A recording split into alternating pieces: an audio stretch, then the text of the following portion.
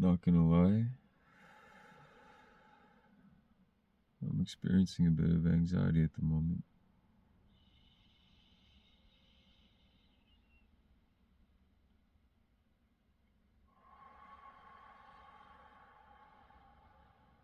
I noticed that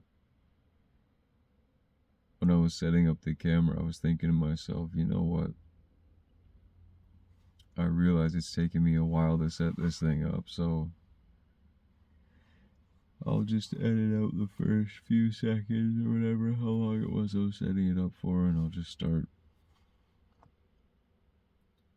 at a part where I'm not actually beginning the video.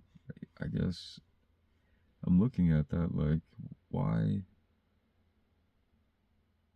does it matter how long I took to start the video? This is exactly what is happening in life. At the moment that I'm trying to put this out to the world, I'm setting up my camera.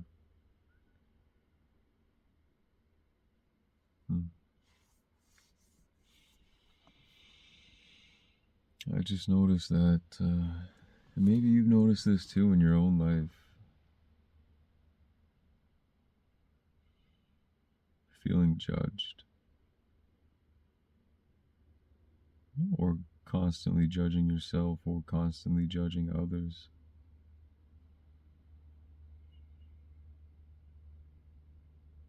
It's something that we all experience.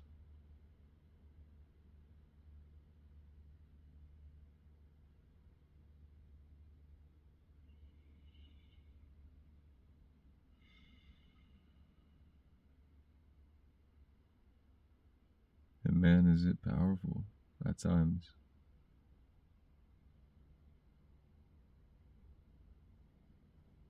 Because you can self-judge yourself out of so many things. You can create so much shame and so much guilt in yourself.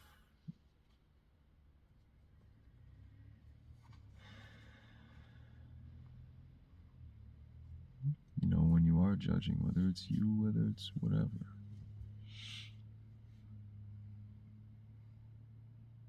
And that's no way to live.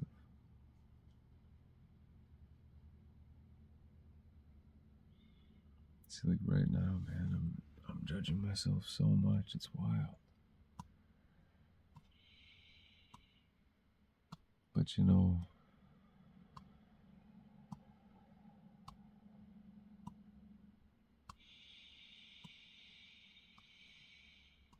practices like this exist.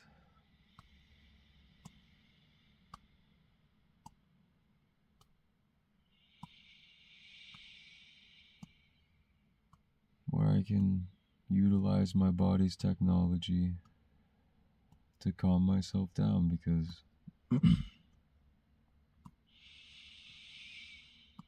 our bodies really are biological machines.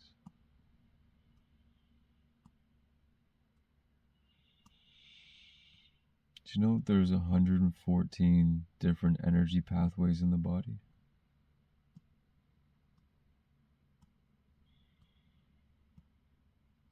If you've ever looked into reflexology, acupuncture, the Eden method,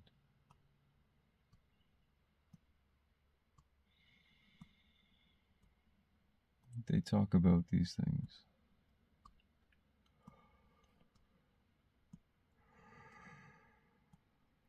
The energy channels in the body. Really, they're like miniature stargates for experience. Your body is always taking in potentials to turn into the experience that you're having now.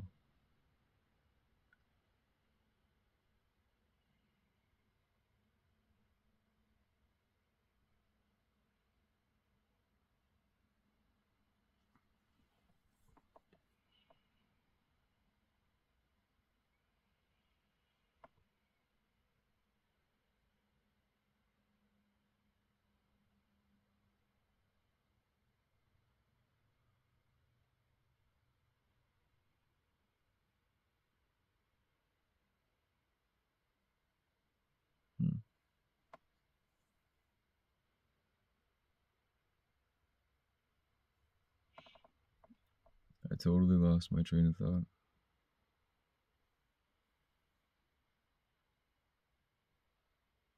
But basically, where I was going to go with it was that our bodies are machines, and as decoders of information, in order for you, like, oh, this is where I was going with it. In order for your body to create the experience that you're having right now, everything needs to come into your perceptibility through your senses, right? The only place that you actually experience reality is inside of this body. So you have to receive a signal from somewhere that is coming to this body that then gets translated inside of the body to create these types of sensations, these types of visuals, all of it. Right? So we're essentially receivers of information now.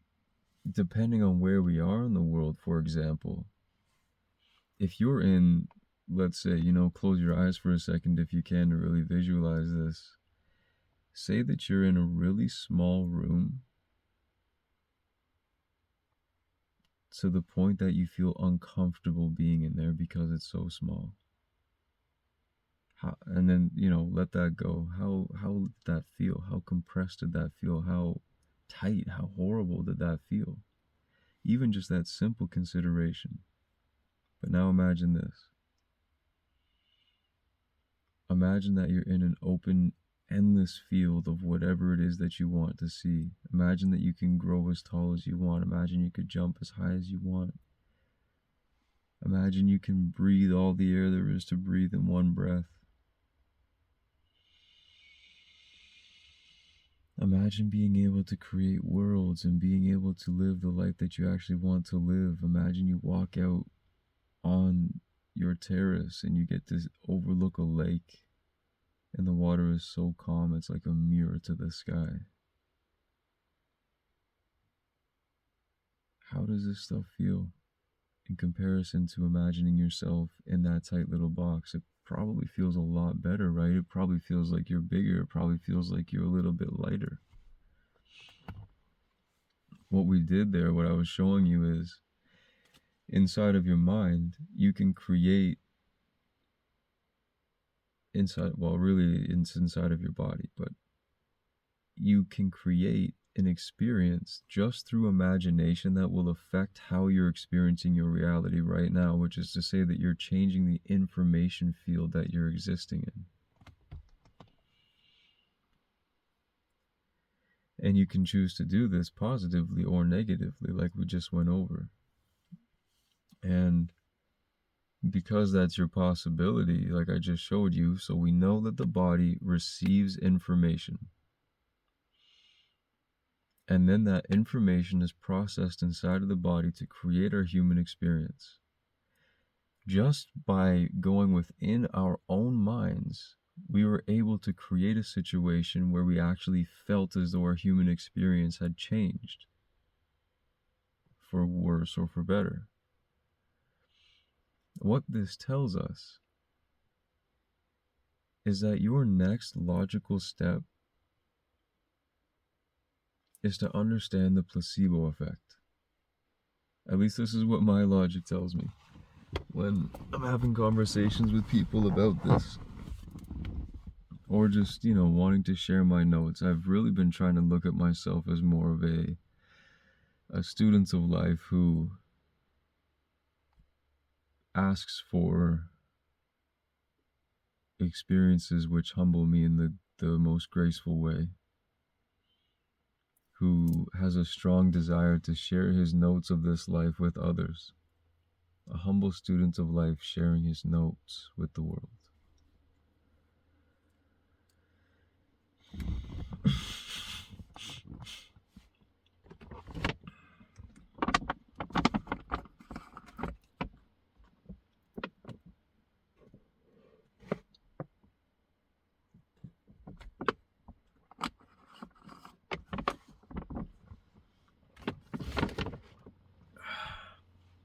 I felt a tad awkward.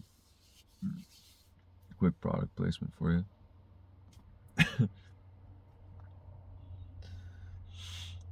Man, I'm so stuffed in here.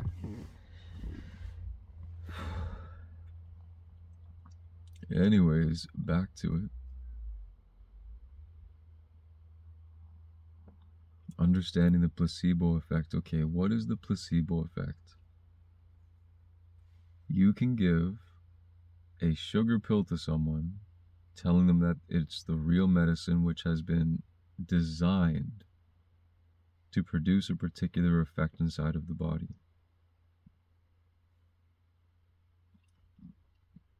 You give a person a sugar pill, they believe it's the actual pill, and they produce inside of themselves the same results. Not 100% of the time, it's just a natural consequence of doing these double-blind studies. Is the result is that people always imagine that they have gotten the actual pill and their body produces the same effects the pill was supposed to. Okay. Which is to say that you can make something which is not the reality, your reality.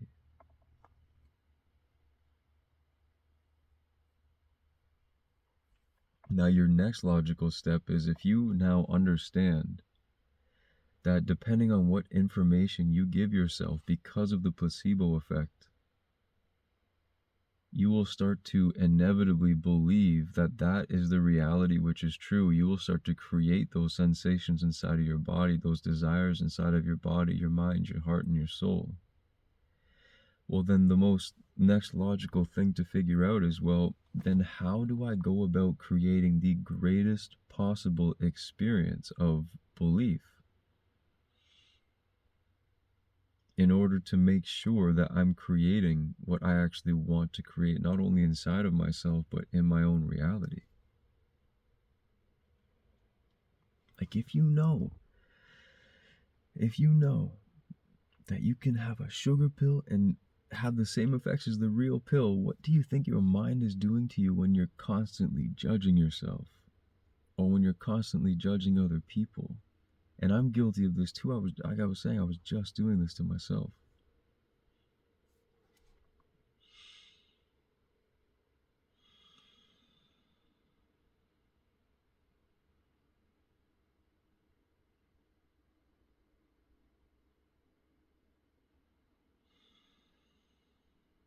When we perceive reality that way, we're showing reality that we believe this is what is true. So if we continue to place our focus on those things of destruction, on the things of pain, of suffering, of loss, of torture, of all of these things that weigh heavily on our souls, then you're showing reality, this is what I see to be true for reality. And just like the sugar pill became more and more and more of what you thought it was, of what you believed it was, your reality is becoming more and more and more and more of what you believe it is, which is that which you are constantly giving attention to.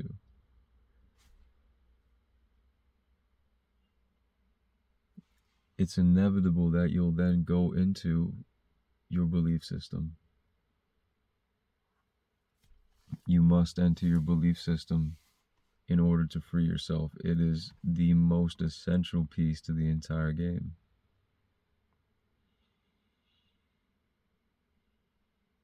Because now that you know that you, through your belief, are creating the reality that you're getting back to you, because you're only perceiving that kind of information. And like I showed you,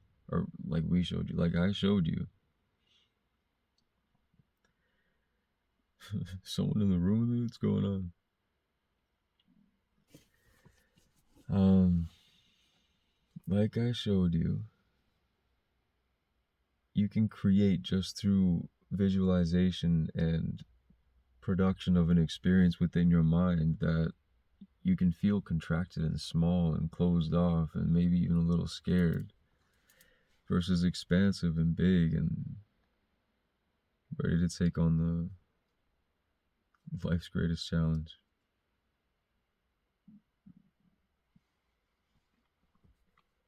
Yeah, you inevitably come back to the belief system,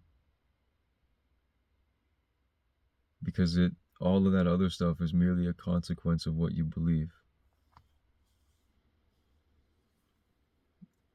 And the consequence of what you believe is life or death, because your belief system is directly linked to your survival system. And it has to be, because it is part of this human experience.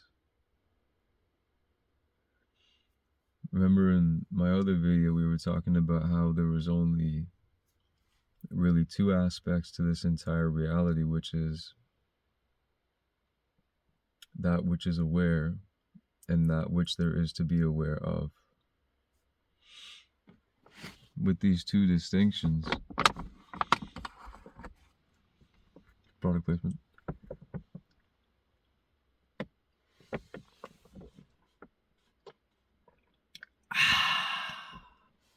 Refreshing.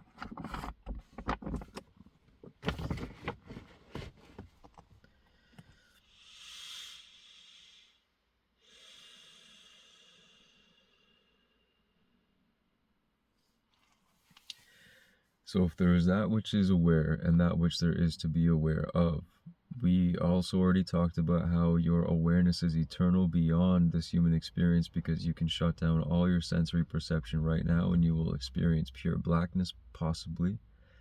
But at the bare minimum, you will still know that you are there experiencing pure blackness, because it is your awareness, which is that peace that is eternal, that peace that's beyond belief, that peace that's beyond any falsehood or any facade.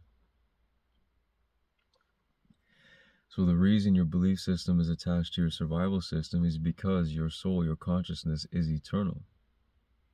It doesn't care about life or death, because it is both. It is like, it's irrelevant to your spirit, life or death. It's just another consequence of it. So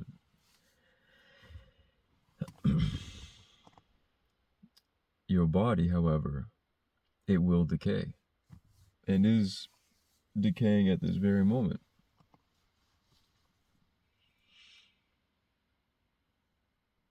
Because this human experience is that which there is to be aware of. And that which there is to be aware of is completely concerned with survival. If we did not have self-awareness, we would be purely robotic beings fulfilling nothing but our biological lusts.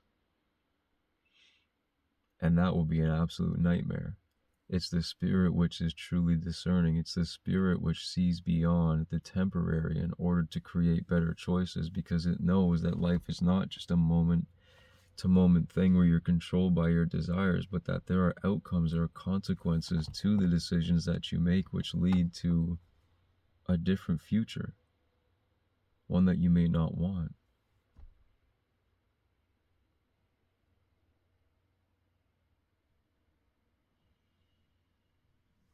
And your soul doesn't need you to suffer.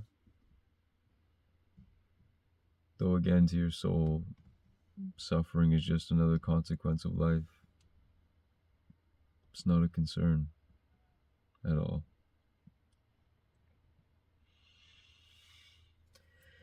So, like I was saying before,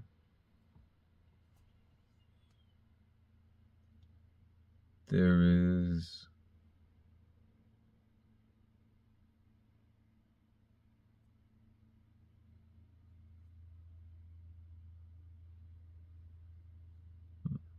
it's very interesting that I've said that twice now. I also got a really weird message on ChatGPT. This was a trip. I had sent this big long voice note of taking notes for this retreat that I'm putting on, and came up with some incredible ideas tonight too for how to evolve it. And I'm actually going to create a docu-series as well to document the entire experience of building a retreat center from ground zero. That's not just a retreat center, but that's a movement for all of humanity to become the people that they need to become in order to fulfill the greatest possible potential on this planet for everyone. It's literally going to become a school that you can come and visit, and there's going to be quarterly retreats where each one is a different phase of where somebody is in their awakening and where they are in certain skills, such as being able to identify herbs out in nature, such as being able to identify what fruits, what just basically what plants are good, what plants are bad, what plants can be used for this and such, but also how to cultivate their own food, etc. It's literally going to become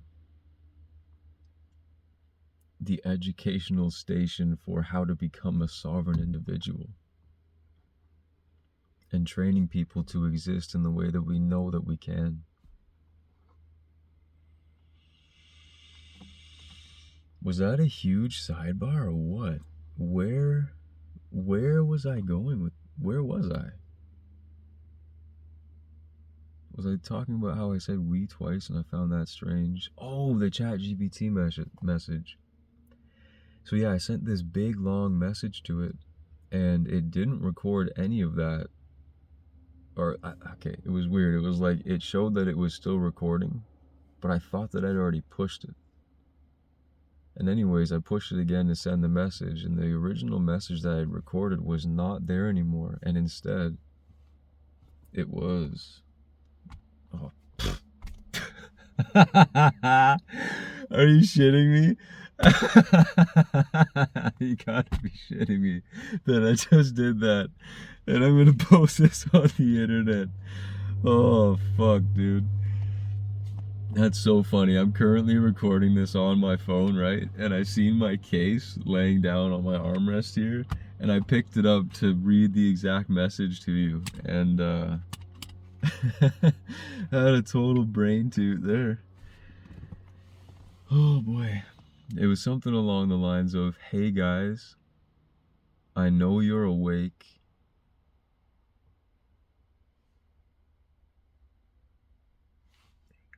I know you're awake. Something, thanks for watching." I can't remember what that third part was, but it was like a 4-part thing. "Hey guys, I know you're awake. Something, thanks for watching." Anyways, it was really weird, and now I've said we twice.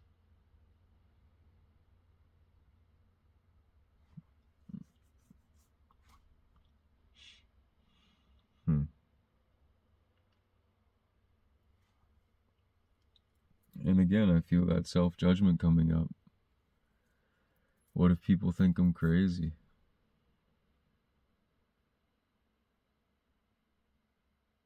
I guess let them.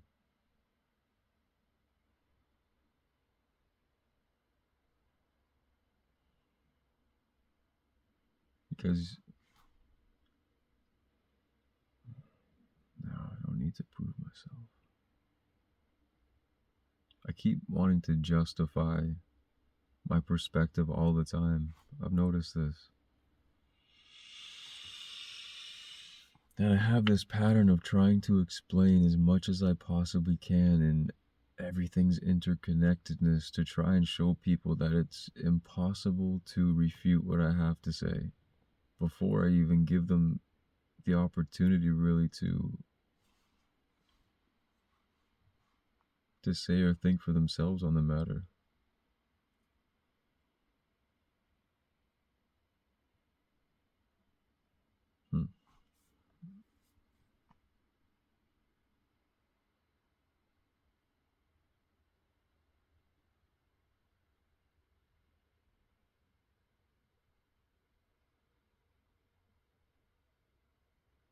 Why do I feel like I always have to explain myself?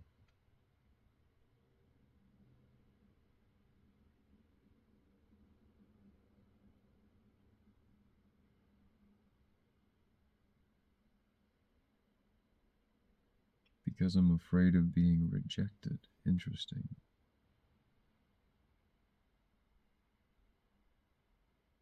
So me explaining myself, over explaining myself,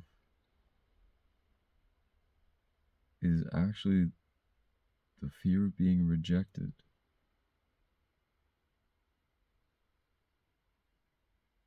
But can I go deeper than that?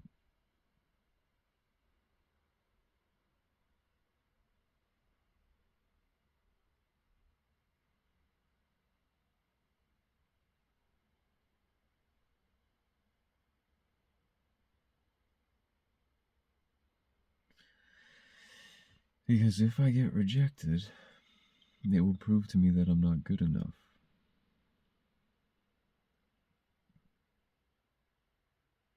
And if I can prove to myself that I'm not good enough, I can prove to myself that I'm not worthy of obtaining the future that I want, becoming the person that I want to be. And if I do that, if I do not become the person I want to be, then I'm safer.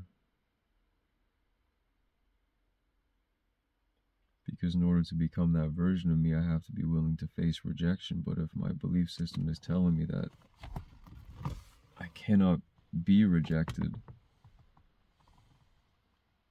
or else my survival system will activate, well then.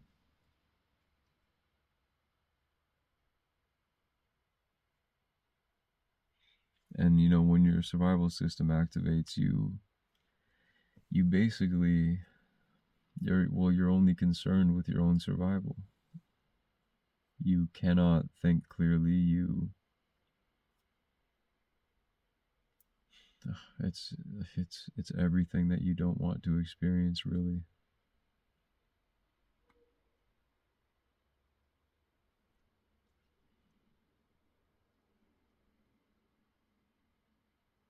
So I'm gonna go and I'm gonna reprogram that belief right now. And you know what? I'm gonna do it on camera, so why not? Would you like to join me in going into the Theta brainwave state? And if so, cool.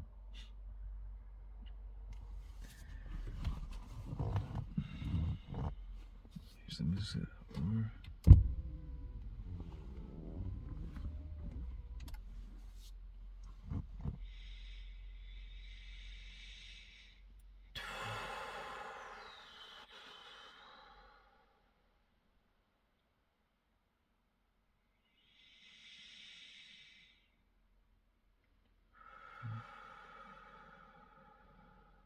Okay. The first thing you want to do is imagine that your feet are extending, passing through all of the layers of whatever's beneath you, all of the layers of the earth beneath you, until you reach the center of the planet. And you anchor your feet inside of a great ball of bright white light. And on your next inhalation, you draw the energy of this white light, of this core, up through your feet, all the way to the top of your head until that light completely fills your body. Then at the base of your spine, a red orb appears of energy swirling. Just below your belly button, along your spine, orange. All along your spine, at the top of your abdomen, the center of your chest, the center of your throat, the center of your head.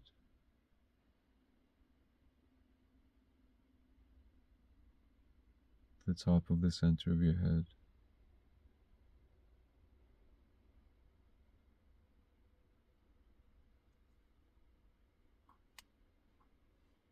Colorful orbs of light appear, fulfilling each chakra color.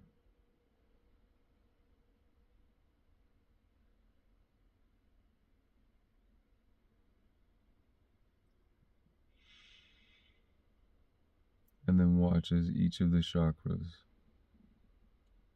at a central point just outside of your chest emit a ray of their unique light, combining together to create a sphere of rainbow-escent light.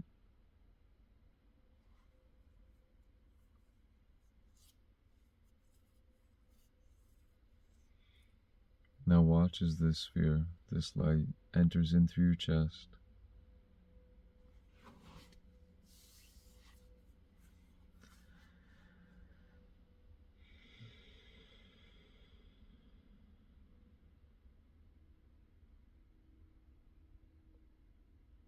goes out of the top of your head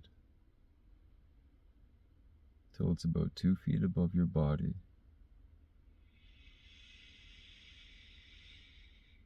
and then place your consciousness entirely inside of it.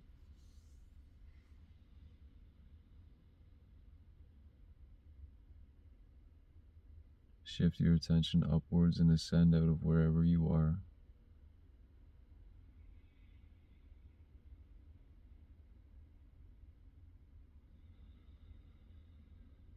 All the way up into the sky, beyond the clouds, out into space, beyond the stars, until you reach complete blackness.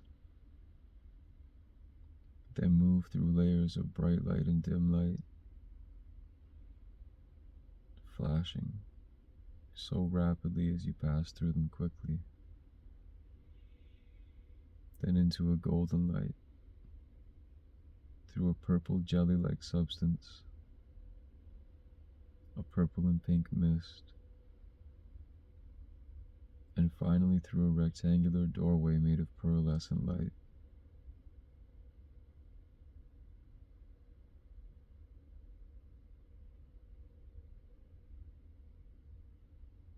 Let yourself be completely covered by it.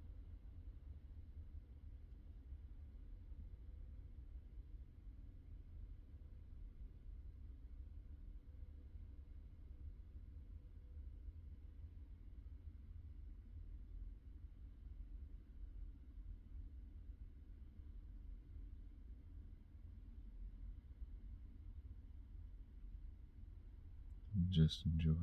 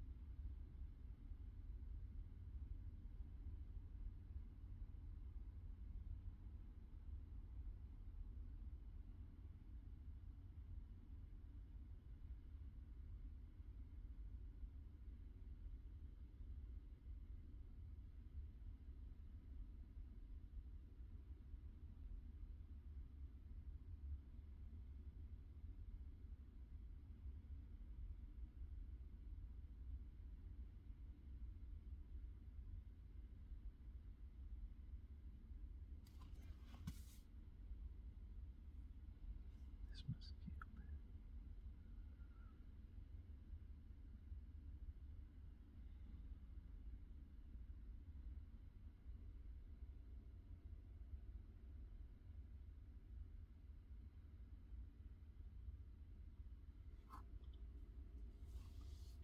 So you can either stay in this brainwave state. I'm sorry if me smacking around for the mosquito brought you out of that state at all. This thing's just eating me alive.